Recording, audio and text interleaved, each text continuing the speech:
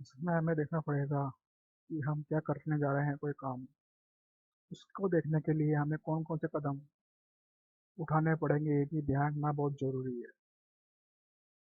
क्योंकि हम इसमें देख रहे हैं कि इसमें खाद, बीज को बड़ा करने के उपाय और खाने पीने की चीज़ें उसमें पौधे में जा रही है नहीं जा रही है। हमें ये भी देखना पड़ेगा उसके अंदर बीज डाले नहीं डाले, ज़्यादा ज़्यादा डालने से कुछ खतरा तो नहीं होगा। और उसमें ये देखना पड़ेगा कि दाढ़ी सफ़ेद हुई है अच्छी तरह या काली है। दाढ़ी को हमें थोड़ा नोच नोच कर निकालना पड़ेगा। उसका जो गूदा बनेगा उसको हमें रिसाइकिल बिन में घुमाना पड़ेगा और जोर से घुमाना पड़ेगा। उसको हटाकर साफ कर कर निकालना पड़ेगा।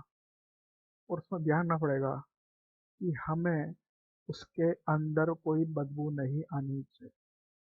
और ये भी देखना पड़ेगा कि हमें ये होगा हम क्या करें आगे के चक्कर में, सारी चीज़ें हमें ध्यान में पड़ेगी।